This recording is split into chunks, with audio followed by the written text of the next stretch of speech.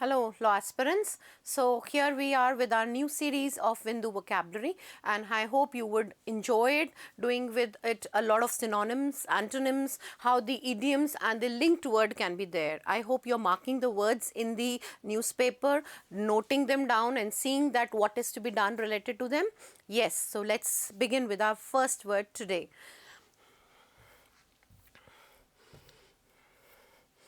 Very important word which has been repeatedly coming, that is the word cognizance. See, cognizance is by the root. It's a very important root, that is cog. The word cog means mind or knowledge. I repeat, the root cog means mind or knowledge. Like you are cogent, scintillating, erudite, learned, scholar, knowledgeable people, right? You are the lawyers, so that is why you have a cognitive skill to do things. It can be taken in the negative sense, incognito, that means secret, hidden, latent, unknown, not revealed, unexposed.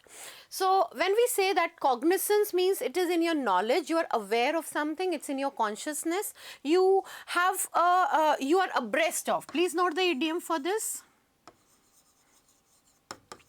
Abreast of. You should be abreast of what is happening around you. See, should be in your heart. You should know what are the words, how you are going to tackle those words, and what are the things related with it, right? The knowledge, being aware of the current affairs around you, it's very important, plays a pivotal role. The opposite would be inadvertence, neglect, ignorance, inexperience, oversight, and connivance. That means a person is not having the experience or the knowledge how to handle up the things, not even that worldly knowledge, which is prudency, right? So I could write here prudency. Next word again taken from the cog root again. Cog is mind or knowledge, so you're very cogent. Please note, my teacher in my childhood, I was a science student I just opted for 11th because my parents wanted me to become a doctor, and I opted science, but then I changed to literature section in 12th. And my teacher's knowledge, which she had imparted to me, did not go waste, and I'm passing to the next generation. She told me that there are 3 parts of the brain. Till now, I remember it. Being a patrician, my teachers, inculcate all those words in my mind.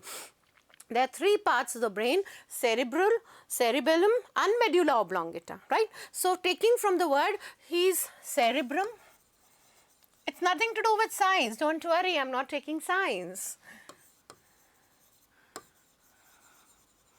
And all these 3 would mean in the sense of something which is brainy or intelligent. So cerebral or the word cerebellum can be taken in the same sense. So he is very cerebral. Note from the word which we have taken from this, right? Or the root, that is SCI, which also means knowledge. So be very scintillating and erudite scholars. So taking the word scintillating. You are very knowledgeable, right? You are an erudite person, a scholar, learned. You have, a lot in your mind. Your mind is full of knowledge, right? It is a simple word which you could take is witty or intelligent, right? See, the board is loaded with words, as your mind should also be loaded with many words. The opposite would be something which is vague, something which is not clear, unconvincing, muddled. I read a poem, muddle-headed person. Muddle-headed what means? Confused, in a dilemma, in a doubt, in an ambiguity. There's no space to write there. So I'm just telling you verbally, something which is in perplexed state, in a confused state, which is in an ambiguous state, when you're not sure. When you are in an uncertain state, that is the meaning, the opposite of the word, right?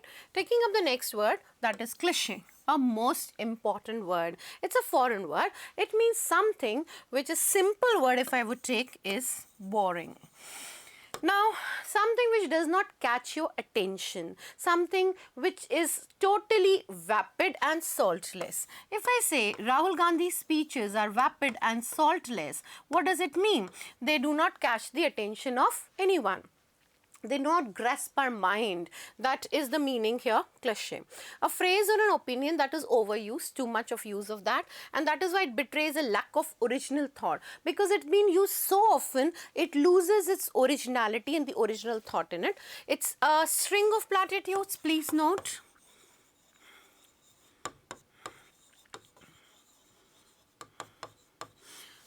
The word which has come in both CLAT and AILET repeatedly come, right? So this is going to be a repetition.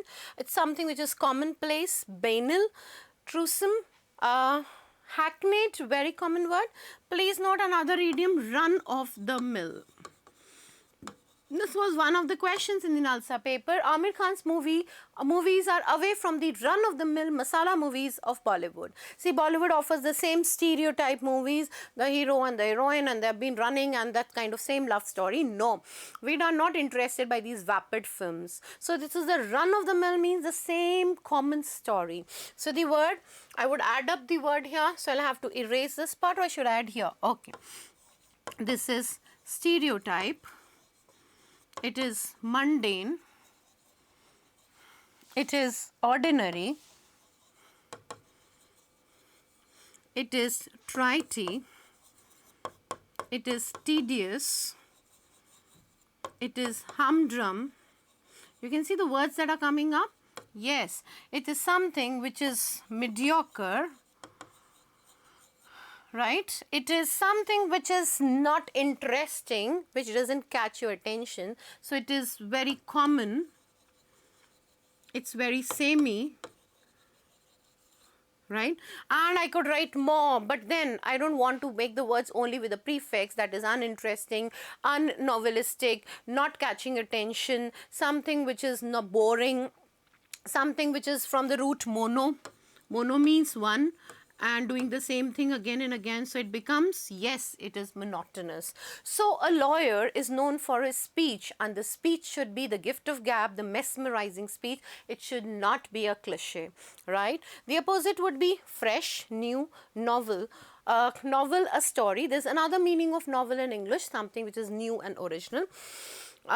Unhackneyed, unfamiliar, uncommon, and pioneer. Something, you know, avant-garde, right? The foreign word I gave you, avant-garde. That's the beginning of something.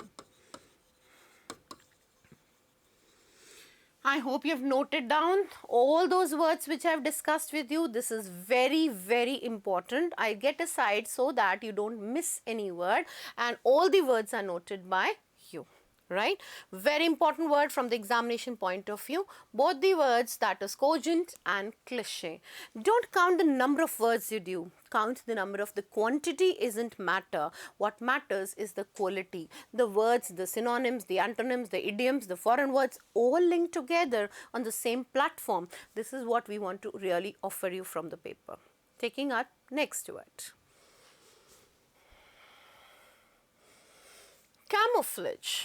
You know, to give you the best example, camouflage is taken from the BSF people dress. If you've seen, if they stand among the bushes, it appears there are leaves all around. It doesn't appear there's somebody there. That is a camouflage. Camouflage is any kind of a disguise. It appears any kind of change of appearance. It means something where you cannot make out. You put a mask or conceal something. That is the word camouflage. See the synonyms of the word. It is the disguising of military personnel. As I gave you, the BSF people, if they stand among the bushes, it will just abut there are trees there. Or equipment and installations by painting or covering them to make them blend in the surroundings. चीज़ों को भी कुछ में blend कर देना, surrounding से merge करके. Disguise, hide, conceal, mask, something which is latent, something which is hidden. Please note the foreign word sub rosa. It's behind the curtain story. It is shrouded. It is unexposed. It is veiled. It is covered. You see the number of synonyms that come. You do one word and you do 10 synonyms along with this word, right? The opposite would be unmask something, that is expose something, reveal something, known, right? This is hidden and that is known, right? Okay, It is known that lawyers are very cogent, right? Next word, bumble. Bumble is any kind of a mistake that you make, maybe in movement, maybe in writing, maybe in any form. It's a clumsy action. I repeat, it is a clumsy action. It is move or act in a very awkward and a confused way. You're not very sure of something. You appear as if you're very confused. It's a blunder. That means a mistake. It's a lurch. It's stumble. It's wobble. Stumble is used especially for when you don't walk properly. Your manner of walking is not very graceful. You wobble. It's lumber. You can say, for example, it's hamartia, right? It's a Greek word. Please note the word. It is hamartia. Hamartia is actually any flaw, any kind of a mistake, any kind of a peccadillo, that is called hamartia. Greek great philosopher Aristotle gave this word long back in his book Poetics. He talks of that every person has an Achilles heel. Please note the idiom. Achilles was a great Greek hero who died in the Trojan War, right? And he had his energy all in his heel. So if you hit him on his heel, only then he would die. That is Achilles heel, right? Breach is any break of something, violation, infringement, कोई चीज़ को रोक देना या break कर देना, and you agree to something, you follow it completely, that is the opposite of it. Please note the word brazen. Brazen means shamelessly bold. Please note the word. There are some people who are brazen, that is shamelessly bold. The opposite would be timid or shy, right? The next word, bottom up. Bottom out is, it's a very hard time for somebody. It's a time where, people are facing a lot of problems and things. To reach the lowest point in a continuously changing level that is about to start. Something which is rising, something which is increasing, something it's a downturn. What we could say, something in a state of very difficult time. That is the meaning here, bottom out. The opposite would be, of course, increasing, rise, success, advance. Please note the idiom, to rise like a phoenix. Opposite here.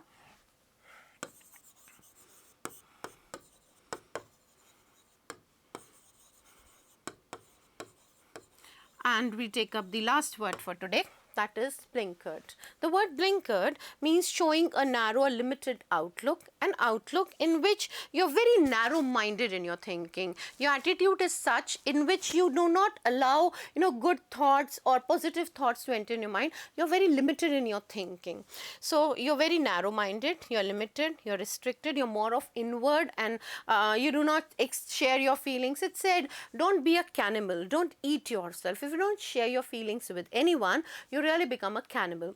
If you've read Francis Bacon's essay of friendship, he talks about that people who don't share their feelings and thoughts, they are really cannibals. The opposite would be, yes, that would be a broad-minded person, a person who is very large in his viewpoint, a person who is not limited in his scale, right? So you've understood, I hope, all the words that I've talked of. Camouflage is shrouded or covered with.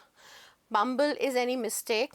Breach is any break in something. Brazen is shamelessly bold. Bottom out is a hard time, and blinkered is very narrow or limited in one's thinking.